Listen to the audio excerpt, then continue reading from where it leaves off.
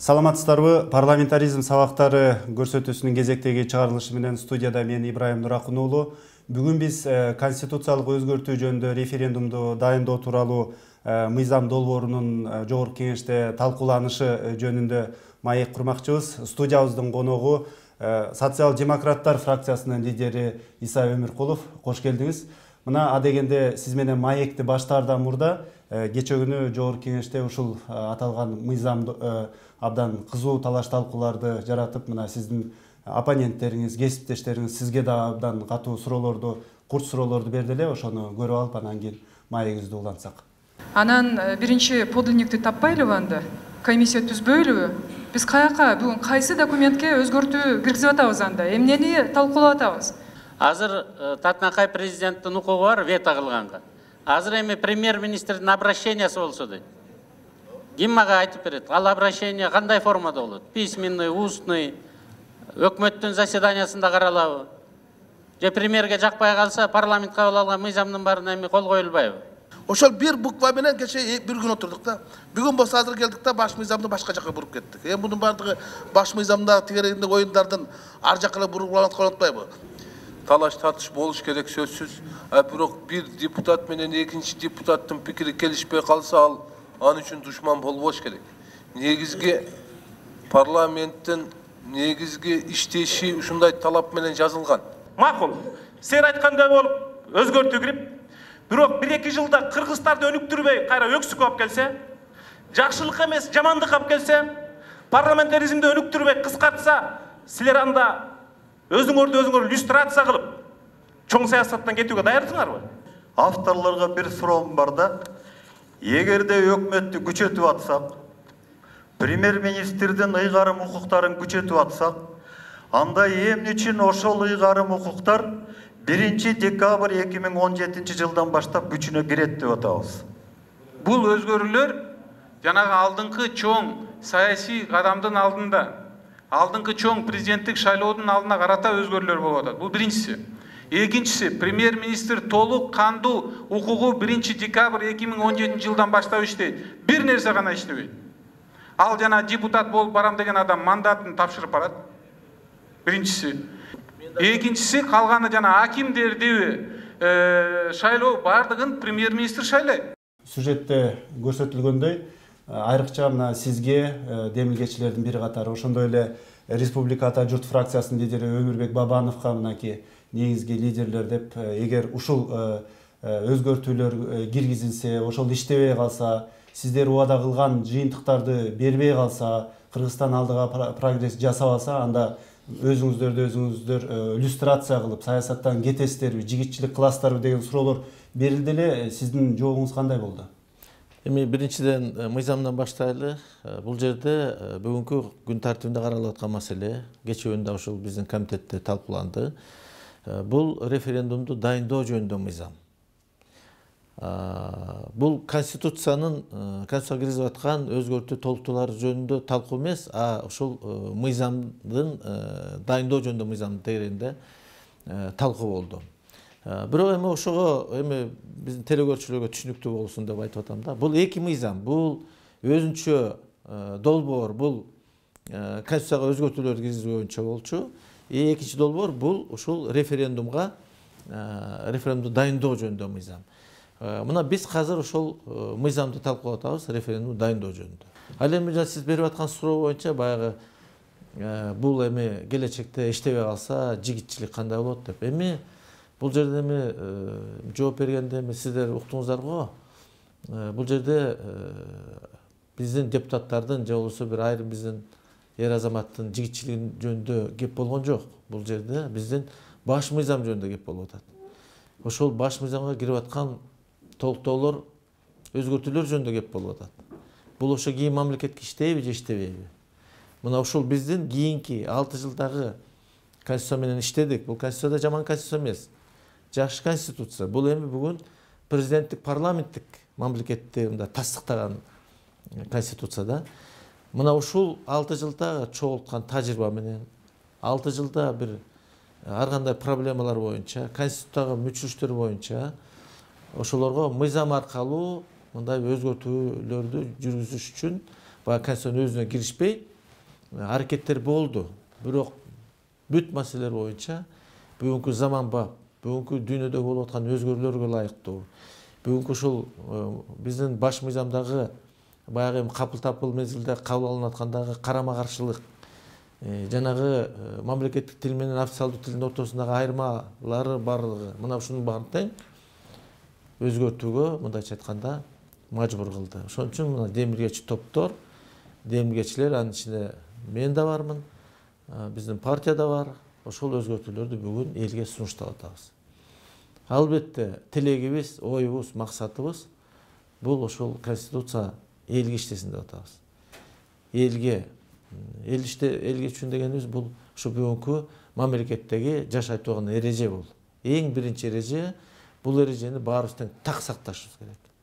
Ушул эреже менен баарыбыз иштешибиз керек. Президент дагы, өкмөт дагы, парламент дагы, сот бийлиги дагы. Анан эми бул жерге киргизип аткан өзгөртүүлөр бул сот бийлигине тиешелүү, бул прокуратура органына тиешелүү, бул адам укуктарына тиешелүү, бул ошол жанагы бийик дөөлөттүү баягы баалуулуктарга баарына тең ылайык келген өзгөртүүлөр киргиздик. А эң оболу бул бүгүнкү күндө ушул парламенттик бийликти күчөтүү. Ошол депутаттардын, сиздердин оппоненттердин берген суроолору дагы ушул мыйзам долбоору башынан сунуш талкуулангандан бери эң негизги суроолордун бири ушул болуп атат да, парламент кайсыл жерден күчөйт депчи. Мисалы жанагы президенттин кээ бир укуктары премьерге өтүп атат, премьердики позициясы бекемделип атат. А парламент кайсыл жерден күчөп биз парламенттик өлкө болуп калабыз деген суроо берилип атпайбы? Буга жооп табылдыбы? Бул эми албетте бул ошол көп беренелеринде бар. Бул биринчиден коалицияны бекемдөө. Эгерде парламентте коалиция бекем болбосо, коалиция тарашы менен мына бүгүнкү иштеп аткан конституция боюнча дагы кийинки дагы өзгөртүү киргизип аткандагы долбоордо дагы коалиция бекем болсо, парламент коалиция бекем болсо, коалиция көпчүлүк бекем боло турган болсо, өкмөт отставкага кетпейт. Мына ошол жерде норма бар. Эгерде бир коалиция, бир фракция коалициядан чыгам дей турган болсо, алар 3-төн 2-ден кем эмес добуш менен кабыл алыш керек. Жана алар бар тең ошо токтомго кол коюш керек. Бул ошо фракциянын ичинде бир адамдын диктаты болбосун деген сөз да. Ал жерде ошо депутаттардын фракциясы толугу менен чечет. Эгерде коалиция бекем болсо, бул уже парламенттин бекемдүүлүгүнө ошол сөзсүз түрдө өкмөткө да таасир берет. Ал эми ушу парламент бүгүнкү бекитип аткан структурасындагы жана курамын бекитип аткан парламент өкмөттү бекитип аткан. Ал эми өкмөттүн бүгүнкү иштеп аткан конституция боюнча эми укуктары өтө эле аз. Бүгүнкү күндө парламент үстөмдүк кылып атат. Мына кийинки 3 премьер-министрдин кеткени ушул парламентке эле байланыштуу болду. Эң болбой калганда коалицияны таратып жиберип парламентте негизги жүйөңүздөр эми өкмөт туруктуу болот деп атасыздар. Бирок ошол учурда мисалы жогорку кеңештин төрагасынын позициясы бул жерде алсырап аткандыгы тууралуу да сөз болуп атат. Мисалы коалициялык көпчүлүк тарап кете турган болсо, төрага да кызматтан кетет же кайра шайланат. Же болбосо төрага мисалы президенттикке талапкер боло албайт дегендей нормалар көптөрдү кооптондуруп атат. Буга эмне дейт элеңиз? Чөнүм үчүн президенттикке талапкер бүгүн конституция боюнча ушу конституцияга ылайык Кыргызстандын жараны ошол мыйзамга ылайык президенттикке өздөрүнүн кандидатурасы коюуга толук укугу бар. Анын ичинде спикер дагы. Бул жерде эч кандай күмөн жок.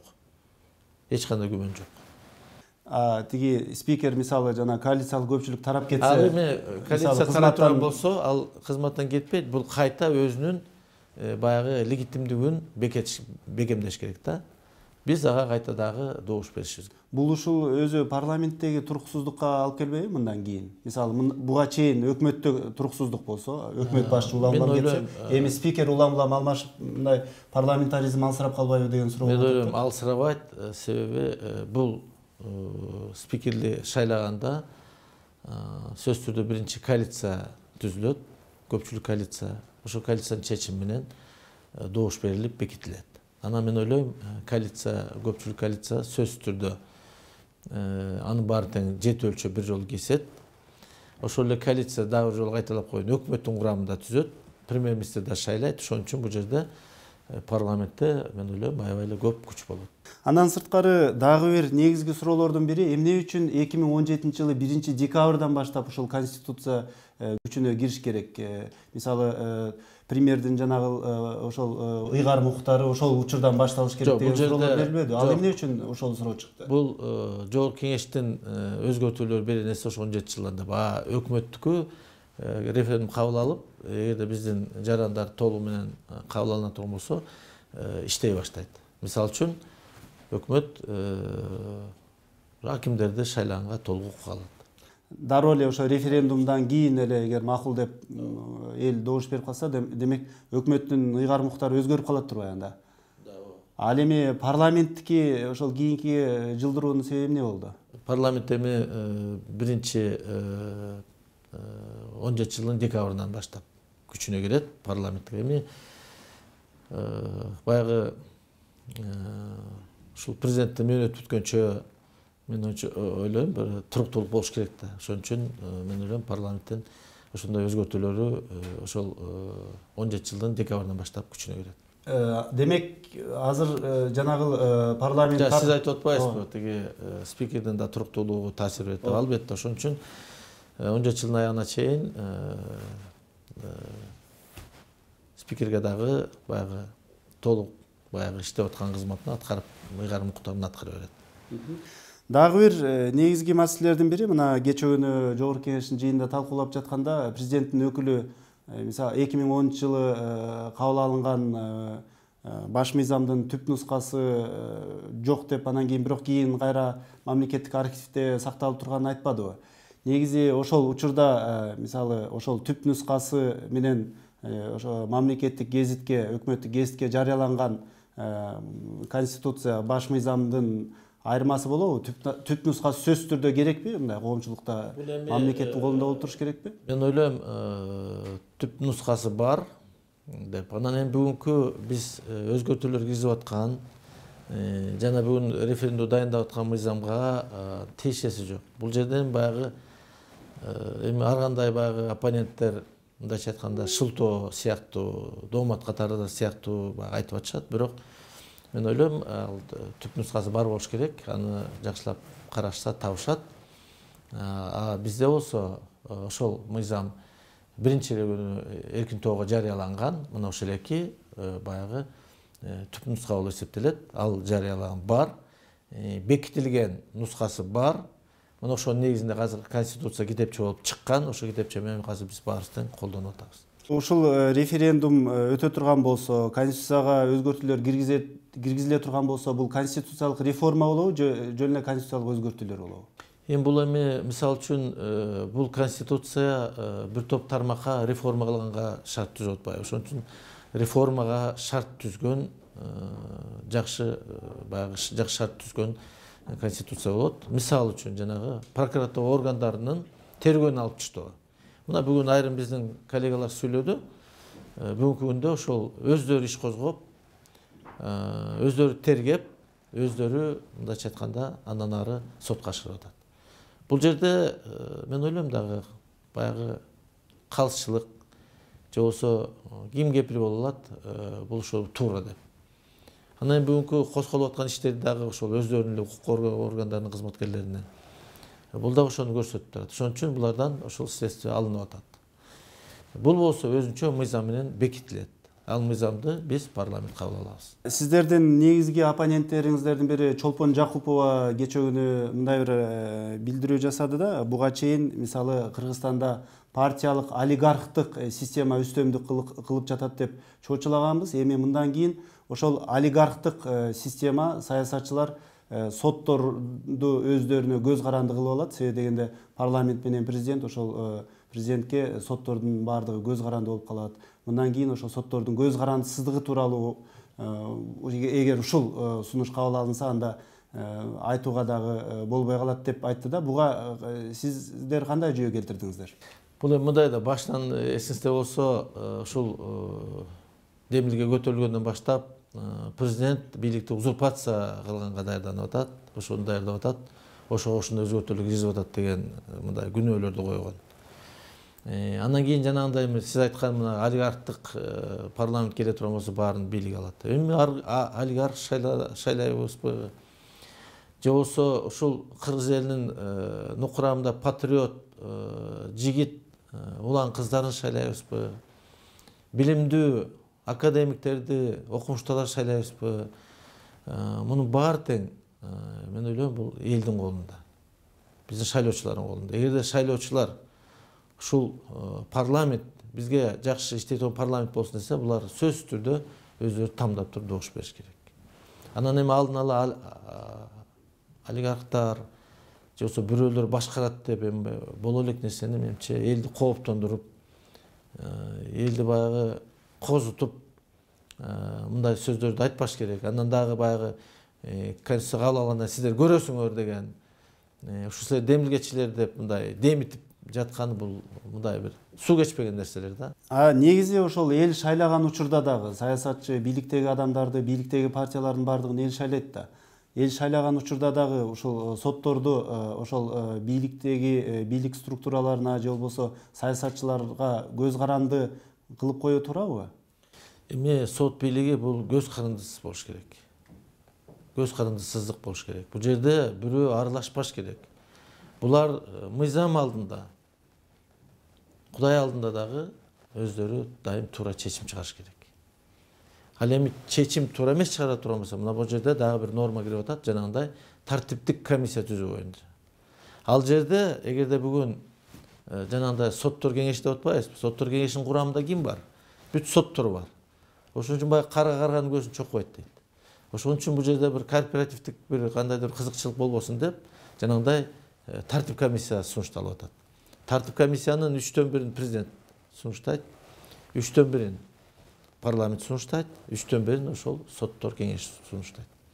Мына бул жерде сотко тиешеси жок адамдар көбүрөөк келет. Ошон үчүн алар, мен ойлойм, алар дагы мындай өзүнүн бир ишенем, мен дагы ишенгим келет. Бул демилгелеп ушуну колдоп атып, мен да ишенгим келет, ошол тартип комиссиясы соттор таза иштейт деп. Анан ал жерде дагы бир норма жазылды. Эгерде ушул өзүнүн соттор өзүнүн жүрүш турушунда кымтысыздыгын сактабаса, жумуштан кеткенден кийин алар эч бир жерде мамлекеттик муниципалдык бийликке кызматка алынбайт деген.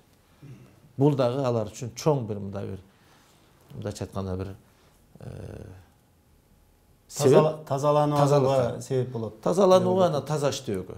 Ошонун баарын ойлой турган соттор, ошонун баарын көргөн соттор, мен ойлойм, таза иштөөгө мажбур. Мына сиз көпчүлүк учурда баш мыйзамга өзгөртүүлөрдү коргоп жатып, мына элдин мүдөөсү үчүн, мамлекеттин тагдыры үчүн биз ушундай кадамдарга барып жатабыз деген сөздөрдү айтып атасыз да.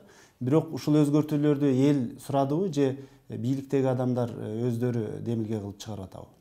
Эми бул ойлойм, сиздин берип аткан сурооңуз туура эмес да. Бул ушу элди бийликке карама каршы коюп атасыз да. Менин оюм ушундай да. Бийликпи же элби деп. Бийликтегилер депутаттар бул эл шайлаган депутаттар. Эл ишеним көрсөткөн депутаттар. Анан эл ишеним көрсөткөн депутаттар бүгүн 90га чама депутат сунуш киргизип атса, мен ойлойм, бул 1-2 кишинин демилгеси эмес. Ошон үчүн бул жерде ушул эл менен парламент ортосунда ажыратпаш керек. Анан айрым аткаруу бийликтегилер же болбосо коом баягындай граждандык баягы НПОлордундагы өкүлдөрү баары эле ушул парламенттин депутаттарындай айтканда айрым учурларда мазактаганга чейин барышат. Мына ушуну бул эми күнүгө эле күбө болуп атабыз. Мен ойлойм, бул эл шайлаган, эл өзү шайлаган. Элди бирөө мажбурлаган эмес. Ошон үчүн бул эл бийлеген бийликте дагы менимче сыйлаш керек. Ошон үчүн ушундай чагымчылдык, мындай суроо берүү же болбосо ушу элге карама каршы койгон. Ошон үчүн биз ушул элдин элге иштесин деп атабыз. Биз ошол эл ишенген парламенттин депутаттарыбыз. Анан кийин кайта эле биз элге сунуштап атабыз бул референдумда, элге сунуштап атабыз. Анан эми элге туура жеткизиш үчүн элге туура маалымат беришибиз керек. Анан ошон үчүн бул жерде ушул массалык маалымат каражаттарында сиздердин дагы милдетиңер. Элге ушу тактап, ушул мазмуну боюнча, мааниси боюнча элге түз так маалымат берүү. Ал эми Добуш бергенде эл өзү билет. Өткөндө бир белгилүү коомдук ишмерлердин бири Медет Шеримкулов айтпадыбы? Бул оппозиция деле, оппозициялык саясатчылар деле бул элдин бир бөлүгү депчи. Аларга деле мына бийликтеги партиялар, ушул баш мыйзамга өзгөртүү киргизип аткан ишмерлер көңүл буруш керек, алардын дагы жүйөлөрүн угуш керек деп мындай кеңешин айтпадыбы аксакалдык?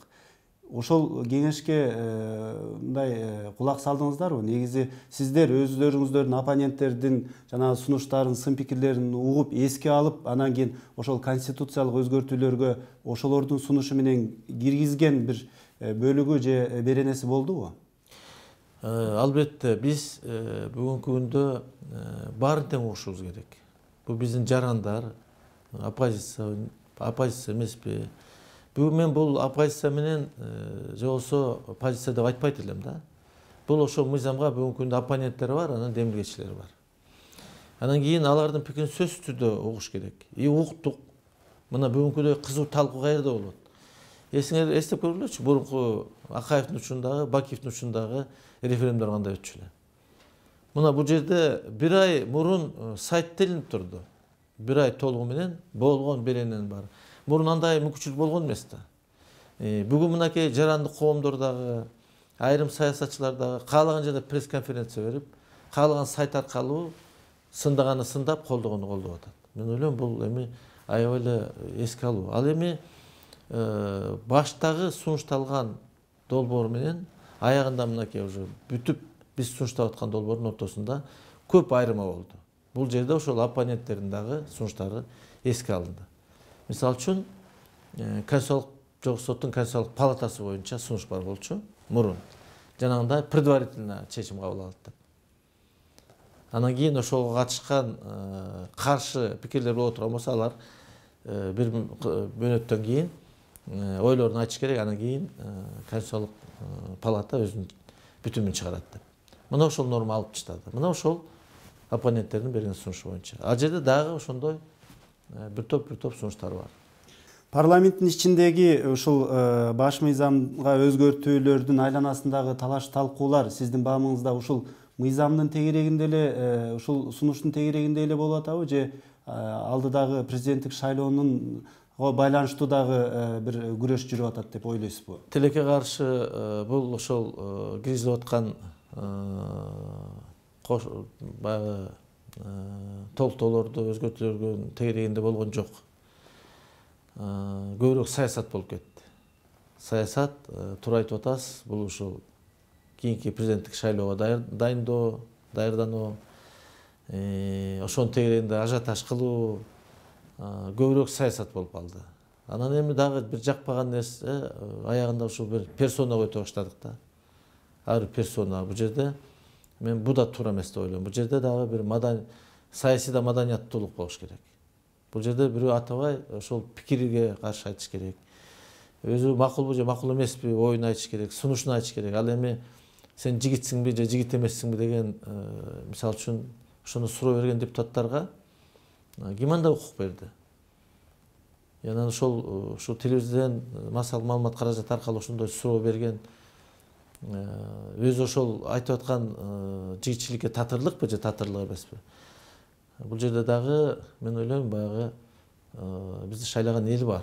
Аларды эч убакта унутпаш керек. Бул жерде баягы жеке өч алуу эмес. Өч ала турган жерлер бар.